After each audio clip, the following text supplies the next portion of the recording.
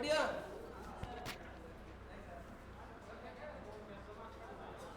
मैं आके करियो भाई शनिवार में कहो समाज करूँ एक बार देख नहीं जे पर देख ना फोन कर तो हम कही जे कौन क्लास में गई थी अटक गया दिया भला मैसेज नहीं करूँ सब ने पर्सनल कह दिया अटू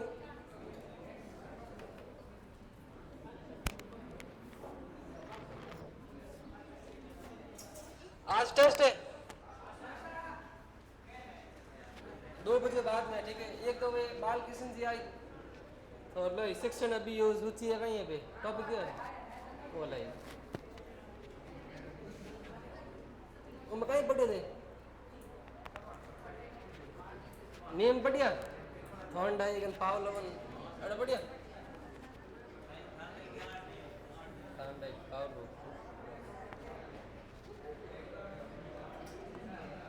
संधि विषय में किसी को डाउट हो ठीक है घर जान कोई देख गया कि नहीं उदाहरण समझ नहीं आया ठीक है वो पूछ सके कोई डाउट नहीं है तो ठीक है आज नया टॉपिक शुरू करते हैं समास संधि के बाद में दूसरा इंपॉर्टेंट टॉपिक है समास ठीक है समास शब्द 2 शब्दों से मिलकर बना है सम धन आस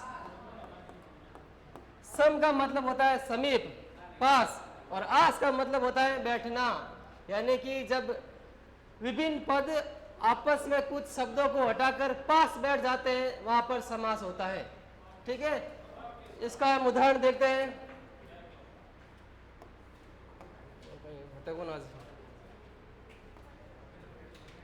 ठीक है 2 हम शब्द देखते हैं और समझते हैं कि समास क्या होता है और समास विग्रह क्या होता है ठीक है एक शब्द है हमारा दही बड़ा दही बड़ा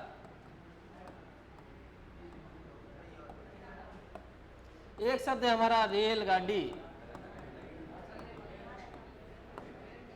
ठीक है ये क्या है ये समासिक पद है यानी कि इनका हम समास विग्रह करेंगे यानी एक बड़े वाक्य में या बहुत सारे पदों में तोड़ेंगे तो ठीक है एक बहुत बड़ा पद बन जाएगा और उसी पद को हम शॉर्ट में लिखते हैं तो वो शब्द होता है दही बड़ा का समासिक विग्रह क्या होता है किसी को पता है दही और बड़ा इसका सामाजिक विग्रह होता है दही में डूबा हुआ बड़ा क्या होता है दही में डूबा हुआ बड़ा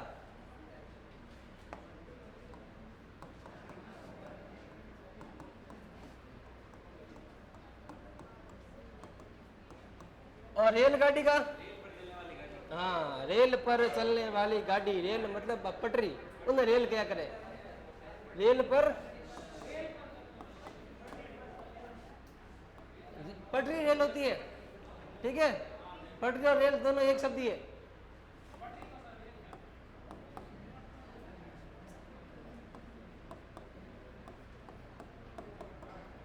तो समास होता क्या है कि समास अधिक से अधिक पदों को शॉर्ट में लिखना समास है और समास का मतलब ही होता है संक्षिप्तीकरण मतलब छोटा रूप तो इस बड़े रूप का जो छोटा रूप होता है वो समास होता है ठीक है तो हेडिंग लगाओ समास फिर लिखो आप 1 नंबर पॉइंट लगाओ और लिखो विभिन्न पदों का पद मतलब वाक्य में आए शब्द उनको पद बोलते हैं यानी 1 2 3 4 5 विभिन्न पदों का एक पद में यह है विभिन्न पद और यह है एक पद में समायोजन विभिन्न पदों का एक पद में समायोजन समास कहलाता है ठीक है समझना है ये परिभाषा आपसे कोई नहीं पूछेगा बस ये याद रखना ध्यान रखना कि समास होता क्या है ठीक है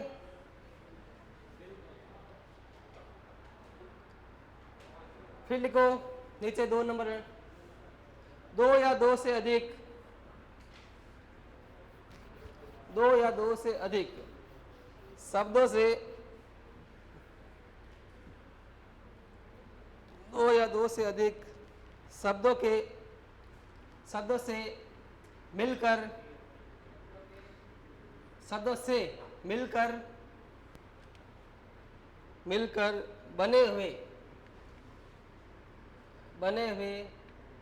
नवीन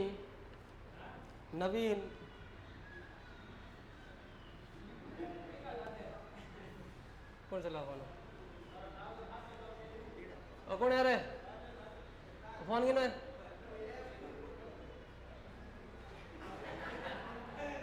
और फोन है किनो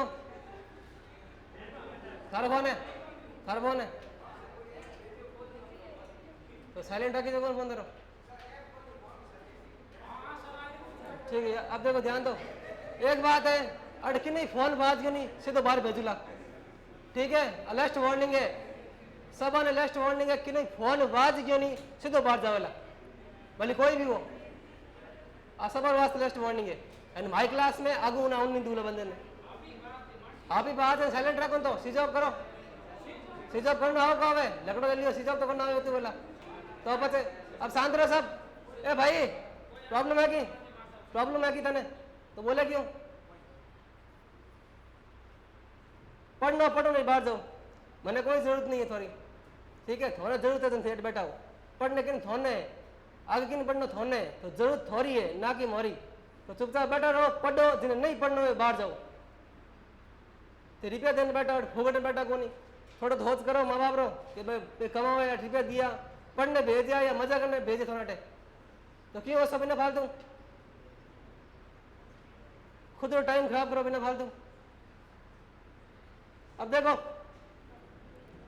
कल लिखा तुम्हें दो या दो से अधिक शब्दों से मिलकर बने हुए नवीन व सार्थक शब्द को नवीन व सार्थक शब्द को समास कहते हैं। दूसरा नियम यह है कि जो शब्द बनेगा वो सार्थक होना चाहिए मतलब उसका कोई अर्थ होना चाहिए बिना फालतू कोई बड़ी लेना छोटी मन मर्जी बना देनी और उन्हें कोई अर्थ नहीं है वो समास नहीं है। तो समास का दूसरा नियम है जो नया शब्द बनेगा उसका हमेशा कोई ना कोई एक विशेष अर्थ होगा। ठीक है आगे लिखो आप आगे लिखो समास बनाने की प्रक्रिया में 3 नंबर पॉइंट समास बनाने की प्रक्रिया में समास बनाने की प्रक्रिया में विभक्ति चिन्हों विभक्ति चिन्ह मतलब कारक पढ़िया कर्ता ने कर्म को कर्ण से संबोधन के लिए अपदान से अलग संबंध काके की अधिकरण में विपवर ठीक है वे सब कारक है। विभक्ति चिन्हों परसर्गों परसर्ग मतलब पढ़ते हैं जो शब्दों के पीछे लगते हैं। विभक्ति चिन्हों परसर्गों का लोप होता है। विभक्ति चिन्हों परसर्गों का लोप होता है। लोप मतलब उनको हटाया जाता है। जैसे कि हमने दही बड़ा बनाया दही बड़ा में ये मैं है डूबा है हुआ है इनका लोप हुआ कौन हुआ ये मैं क्या है मैं विभक्ति चिन्ह डूबा हुआ ये परसर्ग है। जो शब्दों के पीछे शब्द आते हैं उनको परसर्ग बोलते हैं। इनका लोप करके जो शॉर्ट फॉर्म तैयार होती है वो सामासिक पद होता है। ठीक है लिखो समास बनाने की प्रक्रिया में विभक्ति चिन्हों परसर्गों का लोप होता है। विभक्ति चिन्हों और परसर्गों विभक्ति चिन्हों और परसर्गों का लोप होता है।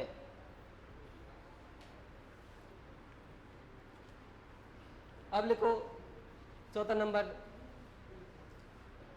सामासिक सामासिक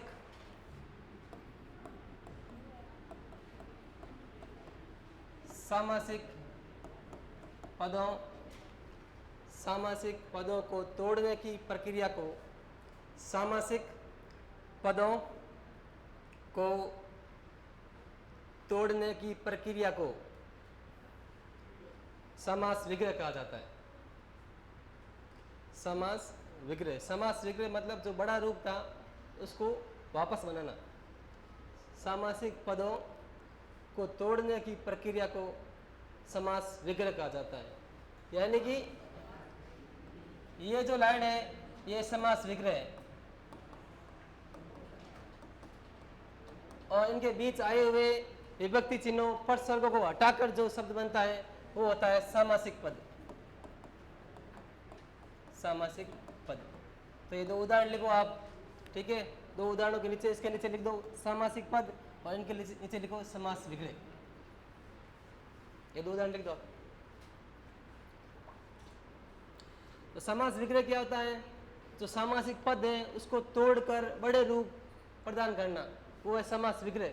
और सामासिक पद यानी जो बड़ा रूप है उसको छोटा करना, वो समासिक पद होगा।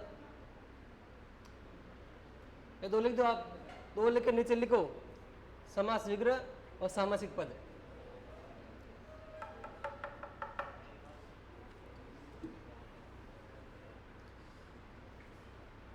तीन टॉपिक मैंने आपके, एक संधि हो गया, समास है और वाक्य विन्यास। कौन सा टॉपिक है आपके? वो वाक्य विचार। ये 3 टॉपिक ही मैंने, ठीक है। इनको समझ लो बढ़िया से, बाकी रटने की चीजें, ठीक है। ये लिख दिया। अब बताओ मेरे को समास कितने प्रकार के होते हैं? 6 प्रकार के। कोई बताएगा 6 प्रकार कौन कौन से? क्रम से बताना है, ऐसा नहीं, क्रम से। पहले कौन सा, दूसरा कौन सा, तीसरा कौन सा, चौथा, 5, 6, बताओ कोई। अरे बोलो, खड़ा हो, बोलो नहीं, बोल बोल जा, खड़ो बोल, बोलेगा नहीं, डरेगा नहीं।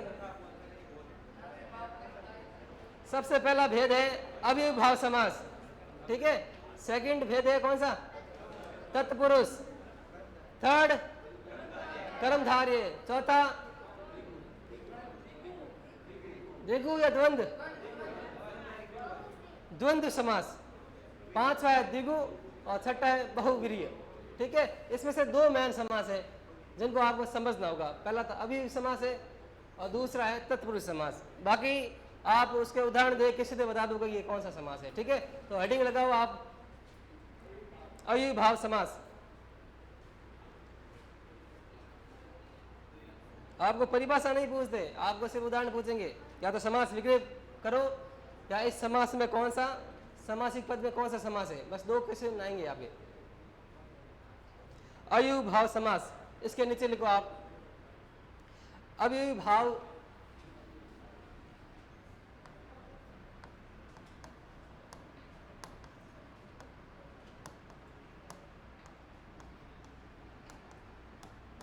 अव्ययीभाव समास।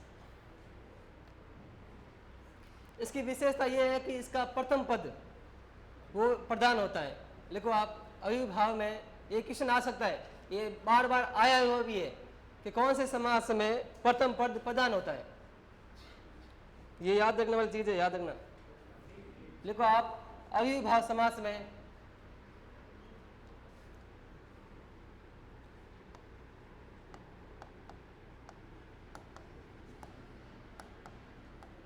समास में प्रथम पद प्रधान होता है।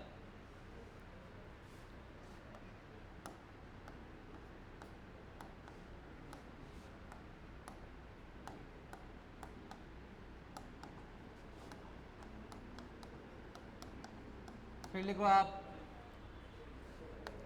अव्ययीभाव समास में सेम में प्रथम पद अव्ययी होता है, अवयव होता है। नीचे लिखो कि अवयव क्या होता है, नीचे स्टार्ट बना के लिखो अवयव और तीर का निशान लगाओ। अवयव क्या होता है, किसी को पता है? जो कभी नहीं बदलता, जो हर स्थिति में समान रूप से रहता है। लिखो आप, वे शब्द, अवयव लिखो, वे शब्द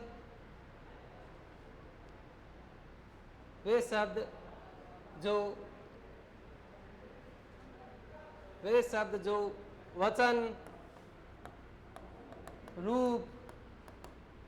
वचन रूप लिंग के आधार पर नहीं बदलते। वे शब्द जो वचन रूप लिंग के आधार पर नहीं बदलते।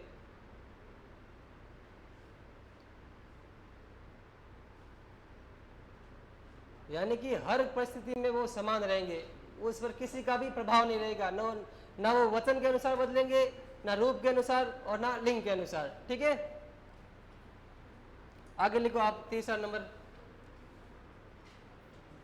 लिखो, समस्त पद, समस्त पद यानी सामासिक,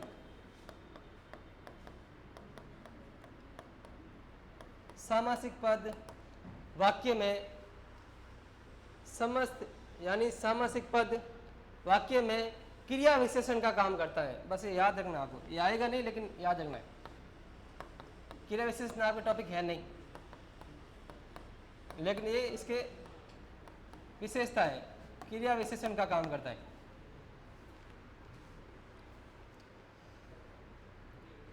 क्रिया विशेषण का काम करता है समस्त पद। समस्त पद कौन सा हुआ? दही बड़ा या दही में डूबा हुआ बड़ा? दही बड़ा। ठीक है, समस्त पद क्रिया विशेषण का काम करता है।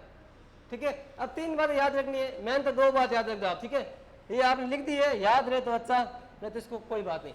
मैंने 2 ऊपर वाली बातें याद रखना। सीधा क्वेश्चन आता है कि कौन से समास में प्रथम पद प्रधान होता है या कौन से समास में प्रथम पद अभी होता है, ये सीधा का सीधा क्वेश्चन आता है।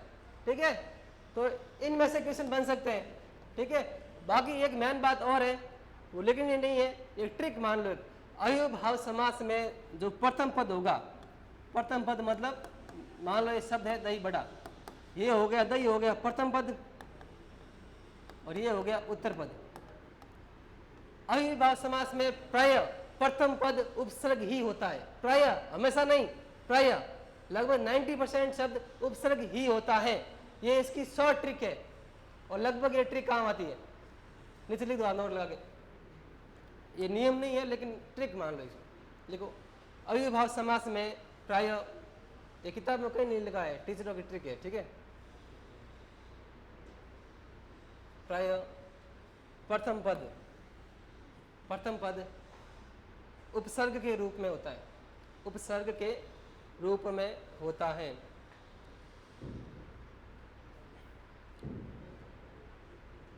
पिछली बार अव्ययभाव समास से क्वेश्चन आया था, आयो रखा मुकेश?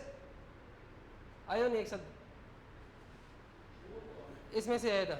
ठीक है, एक आगे लिखो आप, नियम, ये नियम है, लिखो लिखो जब शब्दों की पुनरावृत्ति होती है, जब शब्दों की पुनरावृत्ति यानी एक शब्द 2 बार आए,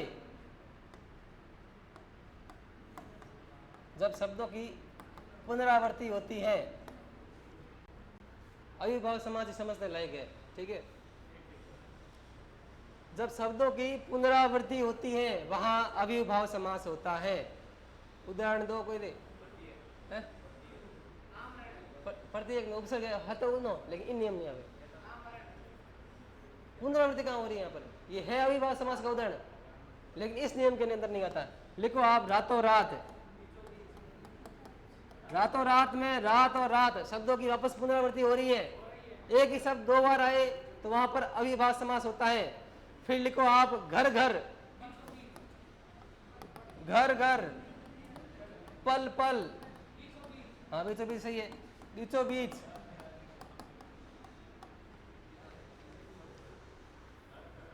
हाँ रातों रात, घर घर, पल पल, बीचों बीच, हाथों हाथ, ये भी लिखो आप।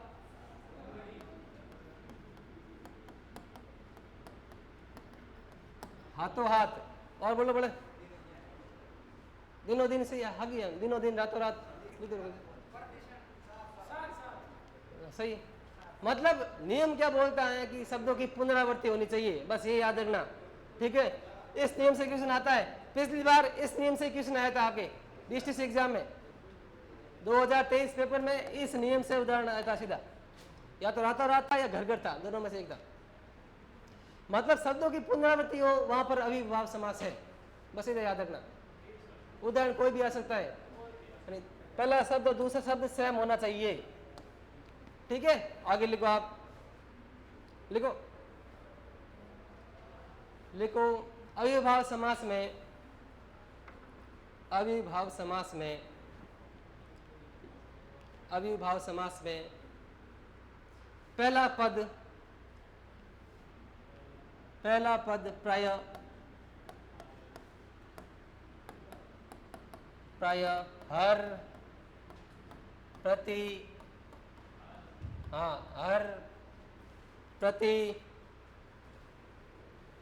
भर, आ, हर प्रति भर आ और यथा,